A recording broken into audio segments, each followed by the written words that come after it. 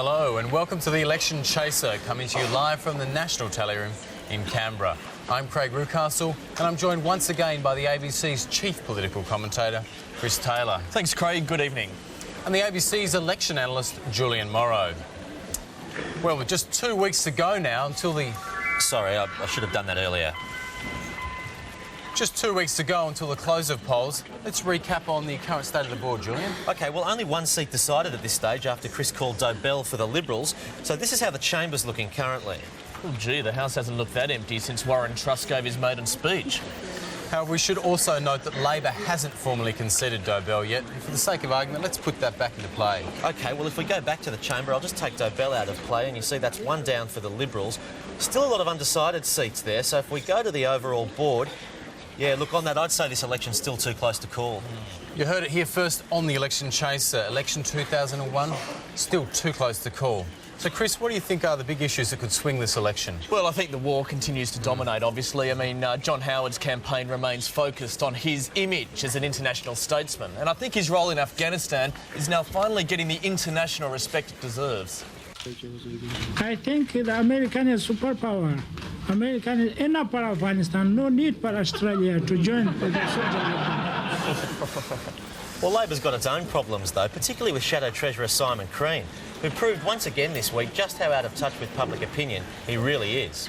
The people that I knock around with, the people that I get out to see, the people that I engage with, I think in the main they do like me. I mean, I'm a likeable sort of guy, Heather. No, it is. Living in dreamland. I really hope they're not going to run strongly on that one. Yeah, look, I think overall I'd probably give the week to the coalition on balance. I mean, I thought Howard really shone at APEC. It was his chance to have his first really intimate meeting with President Megawati. And you can see here just how close they've become. Yeah, well, obviously it was a very fruitful meeting, but Australians remain unconvinced. So I offered the Prime Minister another chance to prove the sceptics wrong. Just wondering, here's your opportunity. Here's your opportunity to get a photo with Megawati. Look at this. Look how close you can get. Look how close. No. Come on, now's the time to sort out. No gimmicks. She won't answer the phone calls, but she's here now. Here now to talk to you, hey? I'm giving up this opportunity. Oh, come on. No? Megawati? George, who do you reckon? Just a quick photo with him. Look, I reckon I'm getting a good poll response now. Yes, you're getting very good. Welcome back to the National Tally Room. And Chris, an improvement for Labor in the polls this week. Yeah, some encouraging news for Kim Beazley in the latest Morgan poll, although he does still trail Howard in the Nielsen's preferred Prime Minister poll. News poll also has Howard ahead. Now, notice the Ralph poll has the preferred leader as Anna Kournikova. Look, Chris, I don't know why you're getting so hung up on those poll results. I've been saying for years that polls like that are just shams. They're unscientific, and quite frankly, it is a mystery to me why anyone gives those other clowns the time of day when I've got a more sophisticated system, which is much more reliable. One of the problems with traditional polls like the news poll is you often can't tell exactly what people actually think. That's why we've come up with the abuse poll, where people don't tell us what they think, they show us. Don't tell us, because that creates all sorts of errors, but if you could just show us exactly what you think.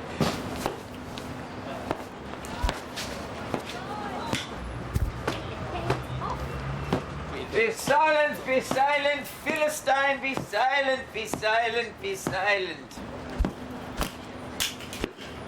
Yeah, OK, we get that. One for Mr Beazley. It's more strange one. It's a scientific poll. We need to conduct it in the tent because it's a controlled environment. So here's your chance to show your national leaders what you think of them. Which one felt better? If perhaps you can show us your preference in a very physical way. I'm going to smash this bloke. OK. Strongly anti-Labor at this stage. Definitely. OK. Oh, I love you, Mr. Beazley. Have another debate, you coward! Another debate! It was the best television I've ever watched! Good work, Kim.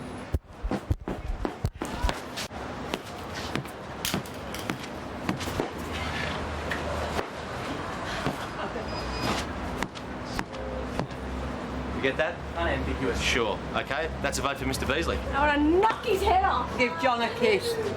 They only care about getting back into power. I'd really like them to concentrate on issues that really help us in the future. Sure. One of the problems that we're having is that we actually need a physical register on our scientific experiment. So perhaps you can show us exactly what you think.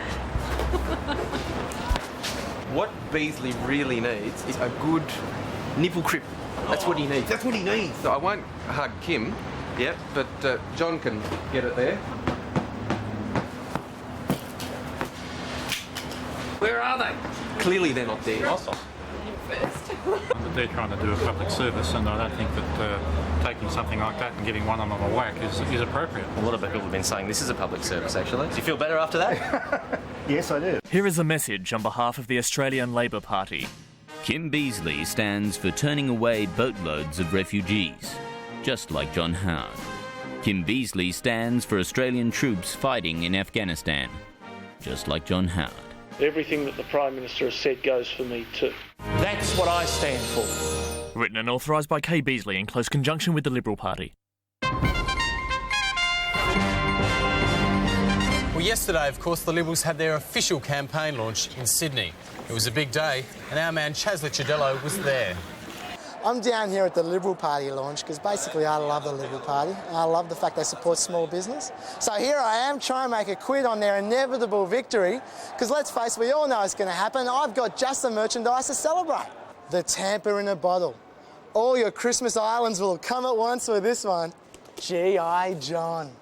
The greatest Australian hero, everyone's favourite reaction figure. But while you're stormtrooping around Afghanistan, you might need a little backup, and you know who to call. The George Bush attachment. The George Bush attachment comes to perfectly fit John Howard, so whatever George Bush does, John Howard does too. For those formal occasions, the APEC jacket. Who could resist? But of course, all these items are just a little bit pricey, I know. So for your average Liberal punter who doesn't have a lot of money to spend, but would really love to show their support for the Liberal Party, what we got here is just an old-fashioned kissing booth. Robert Menzies' ass. Why not put your money where your mouth is? I know I give it a peck every morning. Hey, sir, how are you? Hello. We got some great merchandise for you here. What do you reckon? I can see that. That's Celebrate the Liberals' victory before it happens. Ideal for any mantelpiece. Where do the proceeds go to? The proceeds go to me. You lucky fella, I should have thought of something like that. That's right, that's right. G.I. John doll. What do you reckon? This is pretty good, don't you think?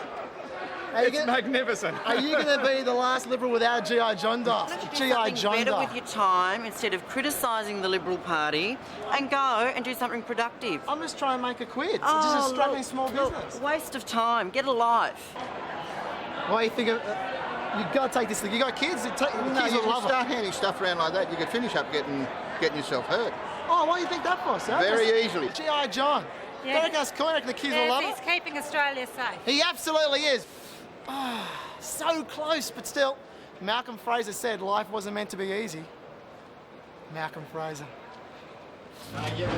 Robert Menzies' ass, what do you say? Fantastic. Every good Liberal won a peck. A kissing booth, you'll love it. Robert Menzies' ass. Majesty was excellent Prime Minister. That's right, that's why you should have a kiss. Only for... His mother. Yes, his mother. You are not man. She's dead tough today. They're not kidding when they say the economy's slowing down. I mean, if you can't move this stuff at a Liberal Party launch, where can you move it? Guess that's one more small business going under. Election. Which one was that? Oh, the national election. I am a young Liberal, and I'm fucking proud of it. And John Howard and your GST, mate, bring it on any day. Announcing a very special piece of Vice-Regal memorabilia. The Governor-General's rubber stamp. This timeless anachronism is ideal for endorsing any decision that's already been made. I finished the shopping. It's not finished yet.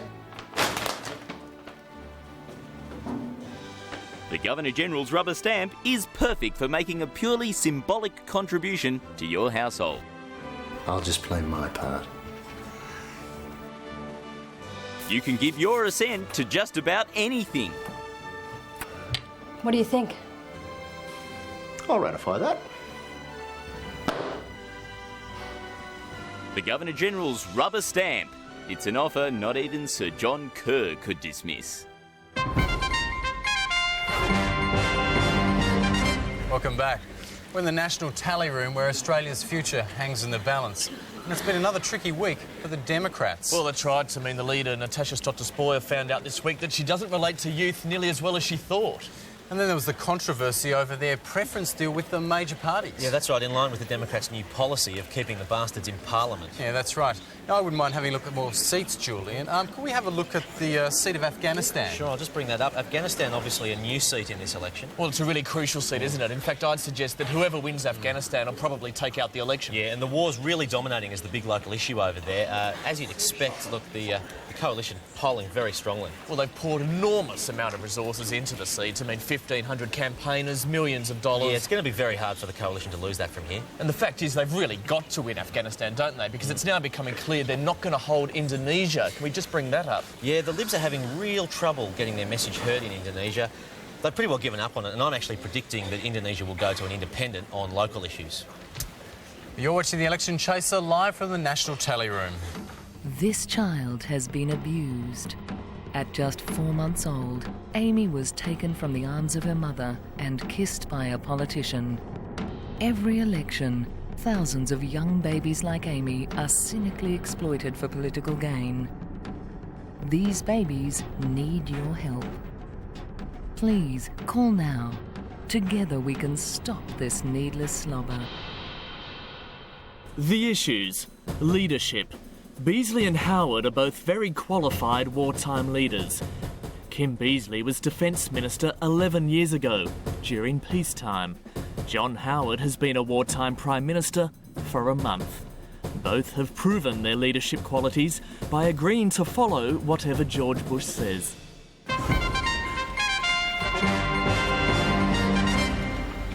Welcome back to the National Tally Room and the only count that counts. In a week where Kim Beazley released more detail on education spending. Including, I noticed, a $20 million pledge of funds for the Johnny Young Talent School. Now, can I just say, I noticed the advertising campaign turned a little bit nasty this week. The Libs put out a very personal attack on Cheryl Kerner. Everyone knows Mr Beazley needs to act on Cheryl Kerner. The question is, why won't he? Authorised by Old Crosby for the Liberal Party, Canberra. It's ugly stuff, and this kind of animosity is now even spilled out onto the street. Have a look at this campaign poster of John Howard and his local electorate of Bennelong, and right across the road is Labor's response. Oh, ouch. Speaking of the Prime Minister, he certainly got some positive publicity this week from Australian Story. Yes, and that profile won't hurt him at all. We got some new insights into life at Kirribilli. Let's go inside the household now and have a look at their hat stand there, just on left of frame. Count them, 4 akubras. And actually, when he's really trying to win the bushfight, I've actually seen him wear all 4 of those akubras at once. And you'll see he's also got a baggy green there, which I believe he stole during his final visit to Don Bradman. Yeah, well, certainly I think the relationship between John and Jeanette came through very strongly in the show. It's very, very touching, isn't it? We've got some footage here of them on the dance floor, and they're just a great team. She just loves spending time with him. Hang on, did she just have a look at her watch? Can we have another look at that? One of the great love stories. One of the things that really stood out for me in the show was that John Howard's got a member of staff whose job is to actually hand him a cup of coffee when he gets out of a car. Oh, I didn't really find that too unusual. I mean, I always get that whenever I arrive at the ABC.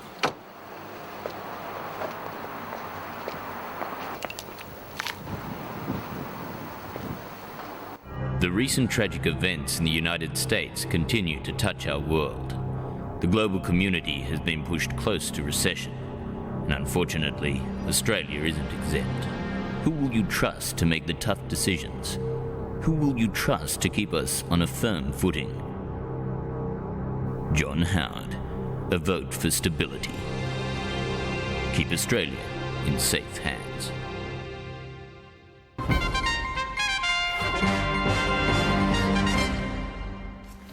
Welcome back to the National Tally Room, where tonight dreams have been realised and hopes dashed. And we're now joined by Chasla Chidello, who's been out on the campaign trail. Thanks, Craig. I've been out and about meeting a lot of politicians, and I've got to say, I never realised just how much protocol there is when shaking hands with a Polly.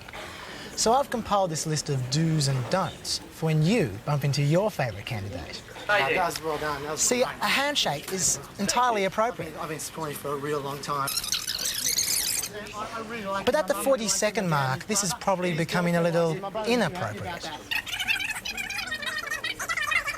And after a minute, you should definitely let go before security restrains you. See, that's my mistake right there. So let go before you get arrested? In most cases, yes, but it gets a lot more complicated than that, Craig. For example, now that's fine. But this is probably a little over the line. So no detachable body parts? The pollies tend to frown upon them, yeah, especially when they're bloody. But Chaz, there's much more to greeting politicians than just handshakes. Oh, absolutely, Craig. Take this scenario. Hi, mate, Charles. I'm so Once again, a handshake's fine, but a kiss is highly questionable. Unless, of course, they're well-versed in ethnic affairs. But watch out, because one thing can lead to another. Inappropriate? Precisely. Well, in summary, Chaz. OK. That's inappropriate. So's that. Now, that's certainly a no-no. And this one, well, I don't know about this.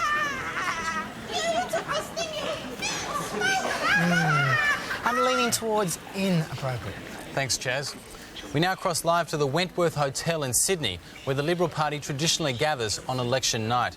Charles Firth, any news of when Howard will be making a statement?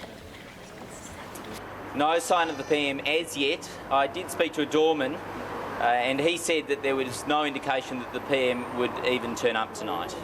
Oh dear, well that's very telling, isn't it? It's now looking almost certain that we won't get a result tonight. In fact, it may be a couple of weeks before we know who's going to form government. Well, if the Liberals are going to win, they're certainly going to need to rely on the Nationals. But unfortunately for their leader, John Anderson, few people seem to know who he is or what he looks like. I went up to Tweed Heads for the National Party launch and had a very hard time finding him. You seen John Anderson around today? Who's John Anderson? He's Deputy Prime Minister.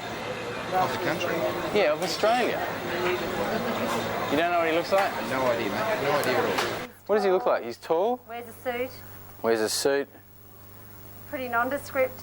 Nondescript, all right. Yeah, I was just wondering if you could put out a call for John Anderson. John Anderson in the store? It's fairly ugly. He's fairly ugly. Yeah. He's bald with fucking glasses. Bald with glasses? Bald with glasses, mate. Tall, thin, grey, tall, confused. Thin. Mr Anderson. I'm Craig Rucastle from the Election Shows. How are you going, Mr Anderson? You're the Deputy Prime Minister, right? Yeah. What's it like being Deputy Prime Minister of this country? Oh, I love it. You love it, yeah? You think you'll win this election? Oh, definitely, mate. Take it away? Oh, yeah. You know, all our policies are just right online. No one else even comes near them, you know? Who is he again? John Anderson. No. John Anderson!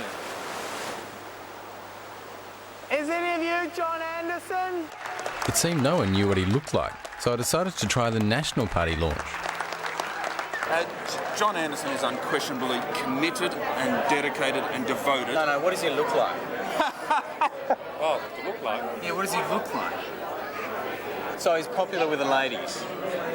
Popular with everyone, but apparently has a certain glamour and appeal that I don't naturally feel, but members of the opposite sex do. John, you want to see him over there, you know, don't you? Which one's John? John Anderson.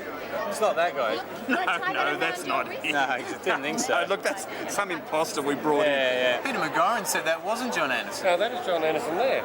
John Anderson. Hello, John Anderson, how do you do? No, I'm not John Anderson, you're John Anderson. This is so confusing, isn't it? You guys should just get together and get it right who's the leader and who's John Anderson. Because someone's going to ask you someday. Excuse me, mate. How are you? You don't know what John Anderson looks like, do you? Do you know what John Anderson looks like? I've been looking for him. He's Deputy Prime Minister of the country, I think. Yeah, that's me. You're the third one I've met today. You sure? I think I've been taken for a ride here. You sure? Are there three of us? You don't quite fit the description I've been getting. Oh, what was the description? Well, you're tall, you're tallish. You're meant to have darker hair. You're a good-looking man, are you?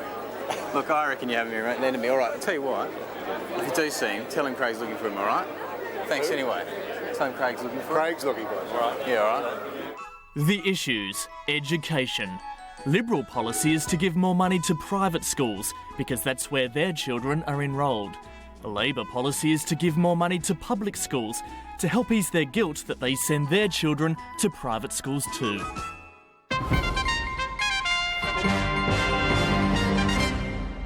We're now joined by Charles Firth, who's here to talk about another pressing issue.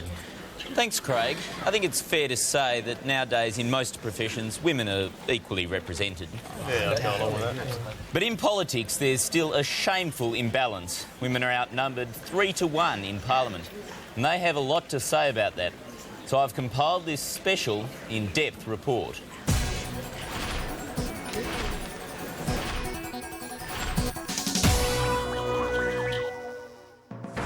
Women. They're everywhere.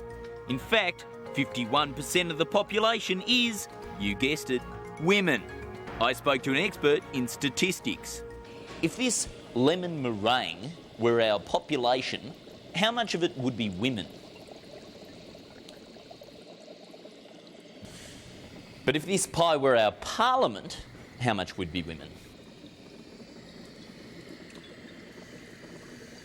That's a pretty small serve. So what are we doing about it? Already we've seen some big changes. The chairman of a Senate committee is now called chairperson. Plus our sports minister is a woman. So why aren't there more women in Parliament? I spoke to a woman. The problem is part of the wider system of patriarchal structural apparatus of social relations. Critics label this as simplistic. Others think there are no women in Parliament because men are better at politics.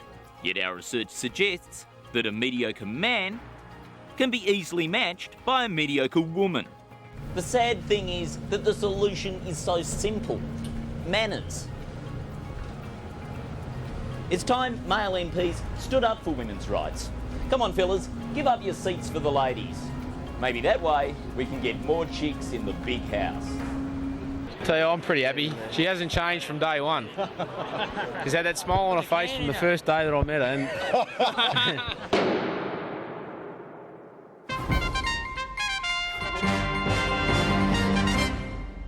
Welcome back to Democracy's Big Night Out. It's time now to announce our second Mal Award for the campaign. Yes, now the Mal, of course, is named after rugby league player turned momentary politician Mal Meninga, and each week we award it to a Polly who stuffs up on the campaign trail. And this week's winner is the Minister for Sport and Tourism, Jackie Kelly, who ran an advertisement about her commitment to local issues. Yes, there's more to be done, and given your support, John Howard's Liberal team of Jackie Kelly, Pat Farmer and Kerry Bartlett will continue to put our local interests first. Yes, as you can see, she's out there discussing the issues with someone who looks like a local farmer. Only problem is that he isn't actually a farmer, but rather a Liberal Party staffer. His name is Ben Davies. He works as a researcher for Tony Abbott. In fact, he doesn't even live in Jackie Kelly's electorate of Lindsay, but rather miles away in the inner city of Sydney. Well, Jackie Kelly's clearly very close to the people of her electorate, and that certainly makes her a very worthy winner. So I went out to give the Minister her Mal. Jackie Kelly, a very special moment for you. This is the awarding of the Mal Award. You are this week's winner. Round of applause, everyone. Come on, yeah. Are you very proud? Very proud. You've got to know what this wonderful award is for. I know what it's for. What's it for? No, I'm not telling. This is for your wonderful advertisements about putting local communities first. Oh, really? Yes, it is. Come on, no Particularly given that you're obviously so close to the local community that the only farmer you could find is a staffer for Tony Abbott. But congratulations. Pleasure. Thank you well very done. much. Well done to all of you. This is really your award too. Well, this is the local farmer. Good. How's the farm going? The farm's good. The farm's going well? Yeah. It is a reflection of how bad farmers are doing nowadays. I've got to work part-time in Tony Abbott's job just to get through. Keep up all your hard work with the crops. You too, Tiger. Media stars. Congratulations there to Jackie Kelly for taking out our second Mal. It really is more prestigious than winning office, isn't it? And if you have any nominations for next week's Mal, please send them to us here at election.chaser@abc.net.au. And the best suggestion could win this fabulous prize. You'll never leave home now that you've got the complete Hansard. Hours of fascinating reading right at your own fingertips. It's hard to pick up, but even harder to put down. So bring the house to your home. That's Hansard. I was going back through 1932 just last night, and gee, I tell you what, some of those Joseph Lyons speeches really bear rereading. Well, that's just about all we have time for here in the National Tally Room. But before we do go, ABC guidelines, of course, require that our show be politically balanced. So, Julian, who have we been biased to tonight? Yeah, we've given 17 more seconds to the Liberals. Oh, well, there's a first for everything at the ABC, so we will just have to correct that, I'm afraid. So we got, Labor. Hallelujah, vote for Labour. Hallelujah, vote for Labour. Hallelujah, vote for Labour. Hallelujah, vote for Labour. Hallelujah, vote for King. Hallelujah, vote for Labour. Hallelujah, vote for Labour. Hallelujah, vote for Labour. Hallelujah, vote for Labour. Hallelujah, vote for King.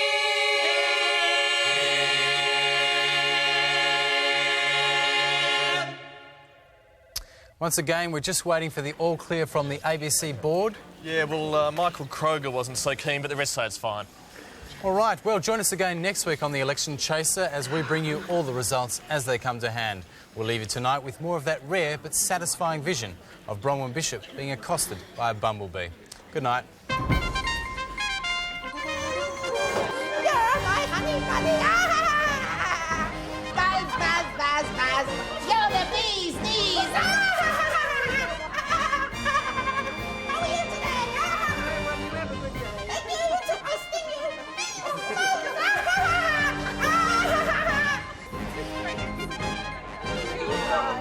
You know, since the Liberals got in business,